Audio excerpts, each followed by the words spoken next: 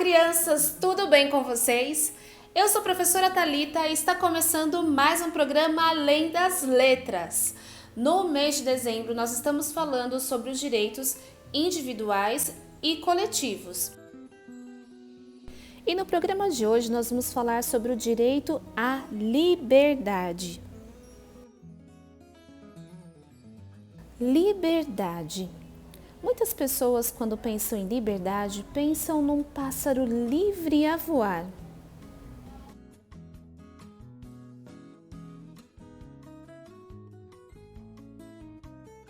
E às vezes essa liberdade é tirada.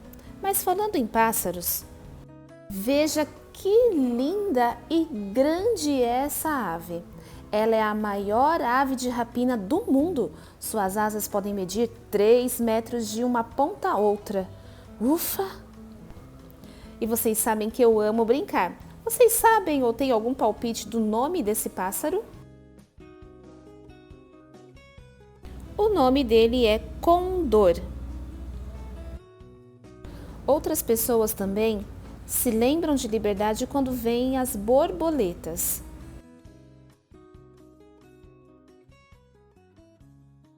E falando em borboleta, eu lembro dessa cantiga. Borboletinha tá na cozinha, fazendo chocolate para a madrinha. Poti, poti, perna de pau, olho de vidro e nariz de pica-pau. Eu inventei outra versão dessa música para a gente brincar um pouquinho. Borboletinha está no quintal, montando uma cabana sensacional. Poti, poti, perna de pau, olho de vidro e nariz de pica-pau. Gostaram dessa minha nova versão? Bom, agora eu quero perguntar para você. Quais são as palavras que rimam nessa minha nova versão?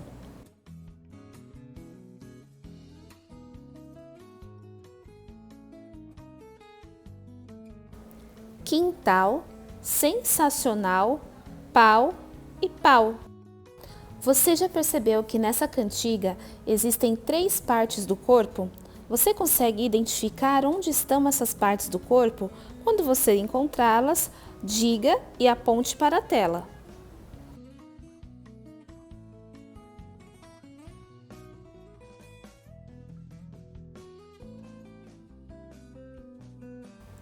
Perna, olho e nariz.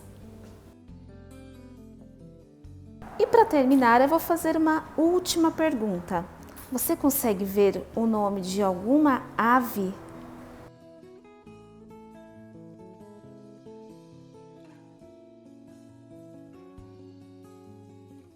Pica-pau, muito bem.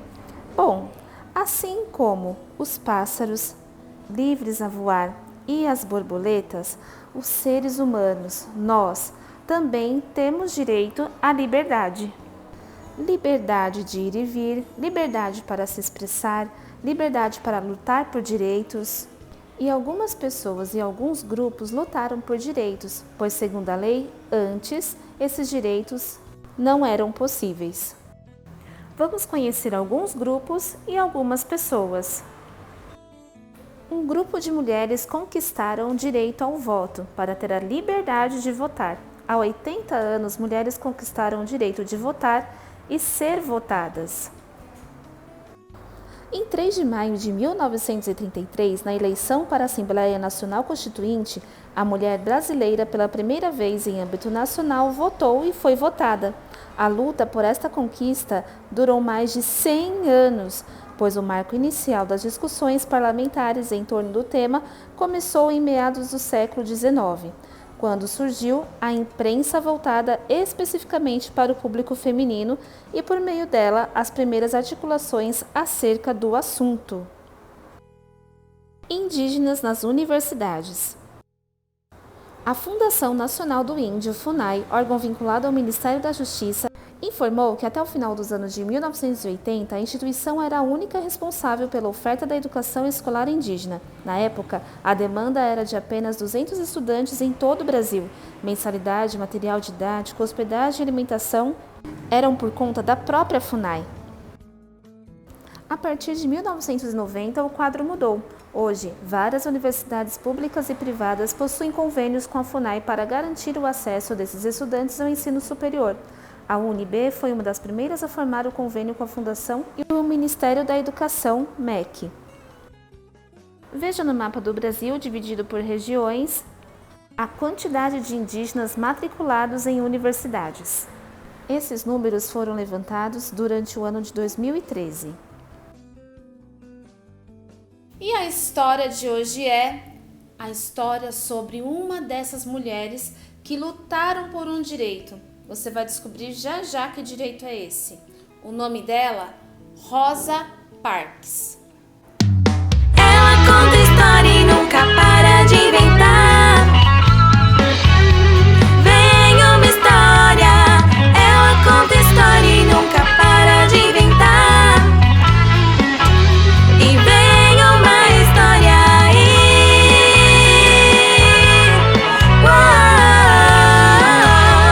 Vem uma história aí.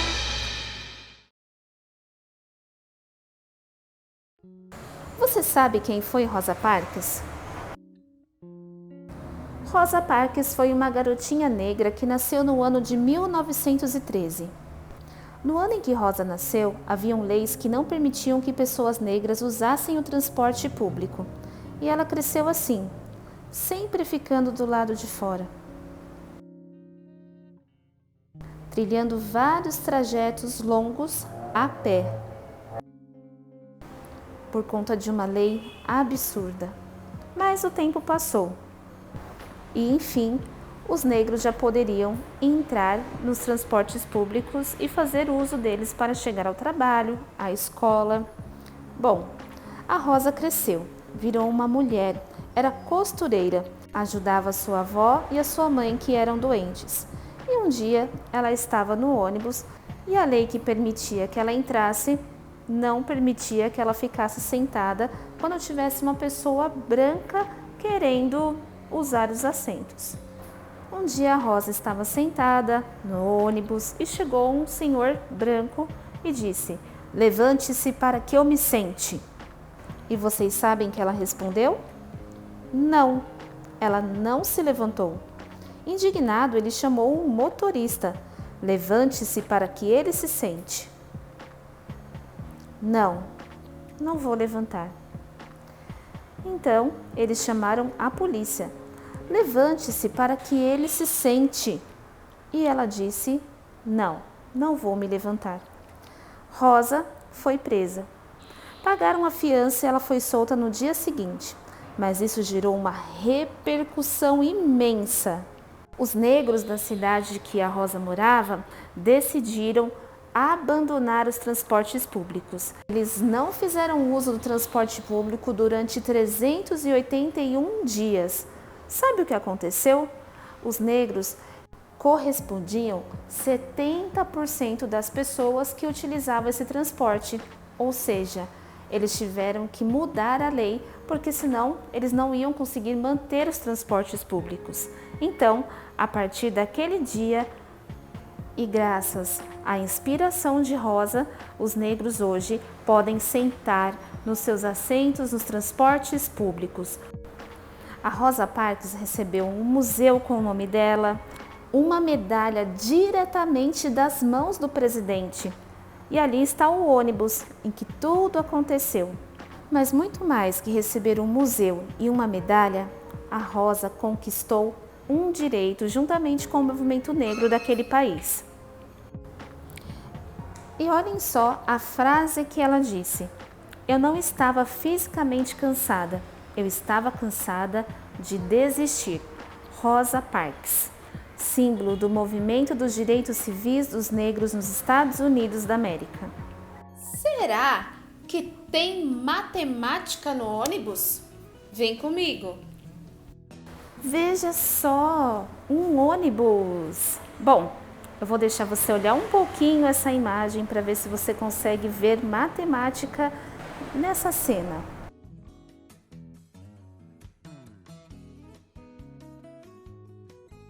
Conseguiram detectar? Bom, vamos começar primeiro olhando os números. Lá em cima, no canto da tela, você pode ver em azul alguns números e alguns nomes. Vamos falar juntos? Vamos no 3. 1, 2, 3. 441, Santa Clara. 240, Cocaia, Centro. 720, Shopping. Temos também alguns números no próprio ônibus. 433, Vila Galvão. Bom, eu estou aí no ponto de ônibus e eu quero ir ao centro de Guarulhos. Então eu vou esperar um dos 3 ônibus que estão ali em cima. O 441, 441, 240 e 720. Eu vou esperar mais um pouco para ver se vem outro ônibus com um desses 3 números. Uma pergunta, eu posso pegar esse ônibus que está aqui na minha frente? Não, porque ele não corresponde a nenhum dos números que eu preciso. Então eu vou esperar. Chegou um outro ônibus e o número dele é 441. Existe 441 na minha listinha? Está lá, sim, 441. Então isso significa que esse é o ônibus que eu posso entrar para ir ao centro de Guarulhos. Mas será que eu posso entrar no ônibus sem pagar? Qual será o valor da passagem? Você consegue identificar nessa cena onde está o valor da passagem do ônibus? Muito bem, está na placa amarela. Mas qual é o valor? R$ 4,70. Tarifa é o mesmo que valor da passagem, tarifa da passagem. Bom, agora eu quero ver se você consegue enxergar nessa cena formas geométricas. Olhe bem para o ônibus e tente enxergar formas geométricas. Você consegue vê-las?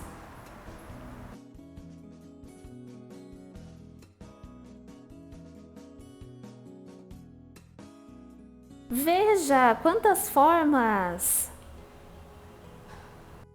Parabéns! E até a próxima viagem! Você nos Saberes em Casa. Seus acessórios: máscara, boné, laço, óculos, bolsa e relógio. Agora sim! Esses são os meus acessórios: máscara, chapéu, laço e bolsa e óculos. Saberes na turma. Turma do primeiro ano E, professora Sirlene, EPG Josafá Tito Figueiredo. Jogando damas.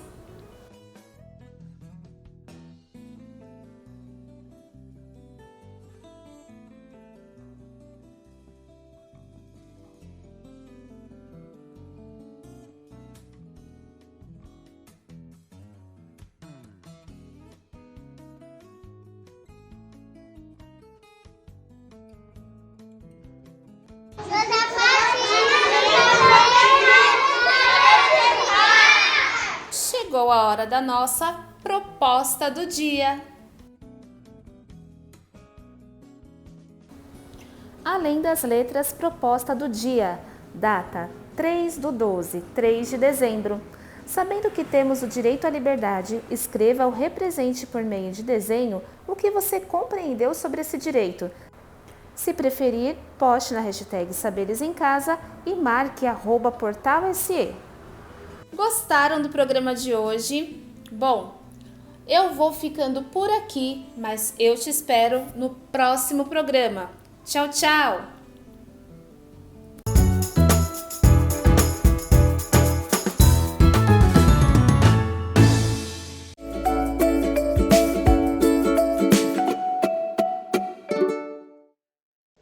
Olá, meus amores! Tudo bem com vocês? Hoje a Pro está aqui de um jeito diferente para trazer algumas descobertas do espaço da ciência. É isso mesmo! Nós vamos viajar por diferentes espaços, só que percebendo de que maneira que esses espaços eles podem ser transformados. E depois que vocês descobrirem com a Pro algumas dessas transformações, sabe o que nós vamos fazer? A nossa experiência. Vamos preparar nossa experiência para que vocês percebam que, de fato, esses espaços passam por muitas transformações. Estão preparados? Sim? Então, qual é a primeira coisa que nós fazemos? Anotar o tema e a data de hoje.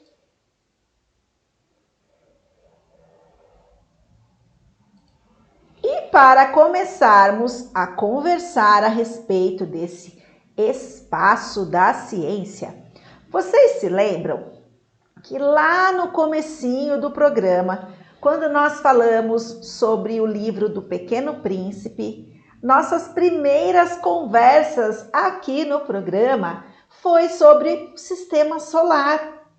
Já que o Pequeno Príncipe estava viajando pelo sistema solar, ele tinha o seu planeta, né? Tinha muitas investigações, muitas descobertas que ele estava fazendo. A Pro contou para vocês sobre os outros planetas que formam o sistema solar e falamos também sobre alguns astros que estão presentes aí no espaço.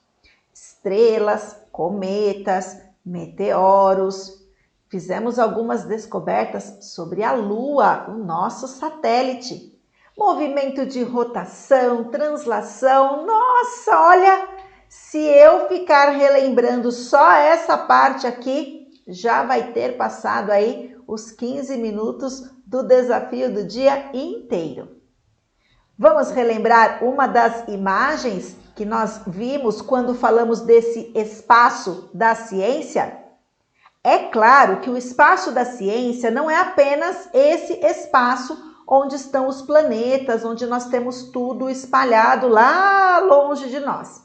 Temos outras formas de falar de espaço na ciência, mas isso é assunto para outro momento.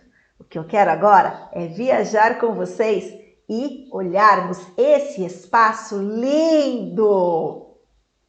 Quem se lembra o que representa todos esses pontinhos brancos, meio azulados, alguns meio rosados?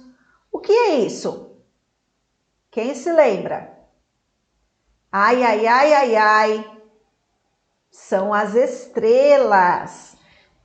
As estrelas, elas possuem diferentes cores e essas cores, elas estão relacionadas com a quantidade de energia, a intensidade de energia produzida por essa estrela.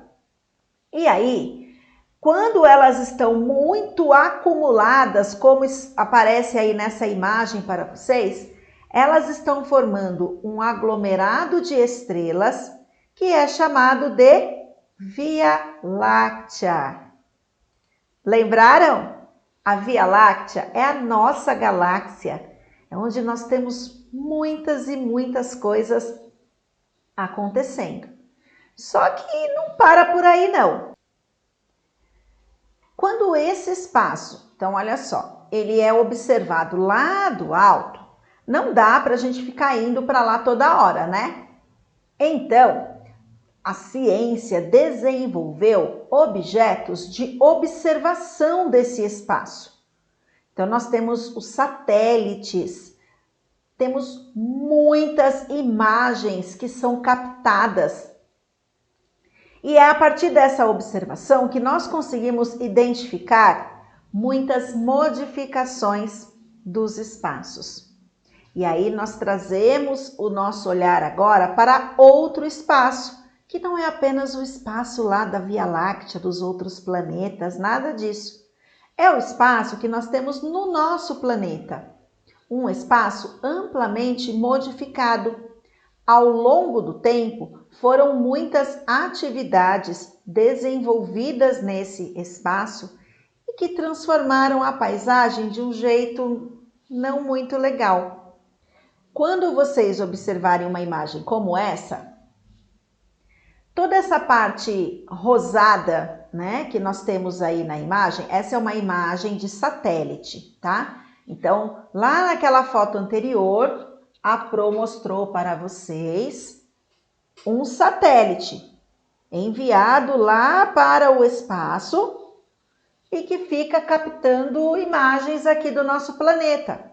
Porque a partir dessas imagens, eles conseguem realizar vários estudos e chegam à conclusão de muitas coisas legais. Entre elas, essa imagem que vocês estão vendo. Então, a parte verdinha aí da imagem é uma parte que ainda não foi degradada. E toda a parte que vocês estão vendo em cor diferente aí do verde é uma área que já não tem mais a vegetação.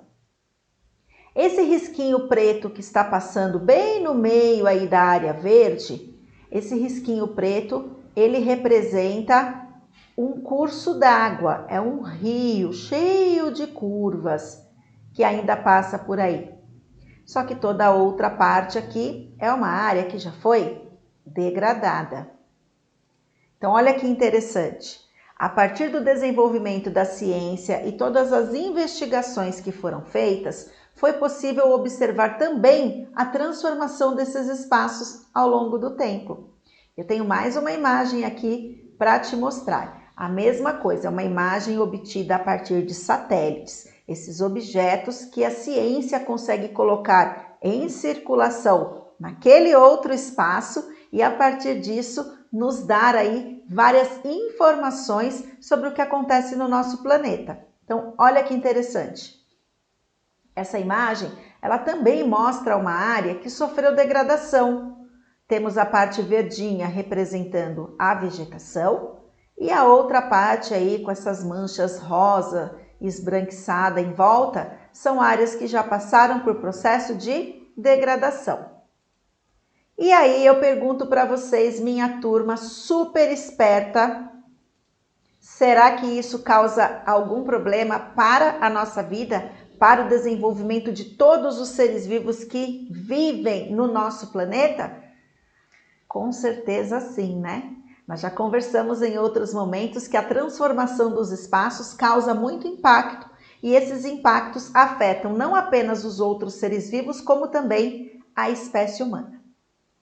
Agora, já falamos do espaço lá, o espaço onde temos outros planetas, falamos do espaço transformado, das paisagens sendo transformadas, e agora tem uma terceira situação que eu posso dizer que também é uma transformação. É uma transformação não só de matéria, como uma transformação de espaço, uma modificação de muitas coisas. Querem saber o que é? Sim? E é a partir disso que nós vamos organizar aí a nossa experiência, a nossa investigação de forma mais prática.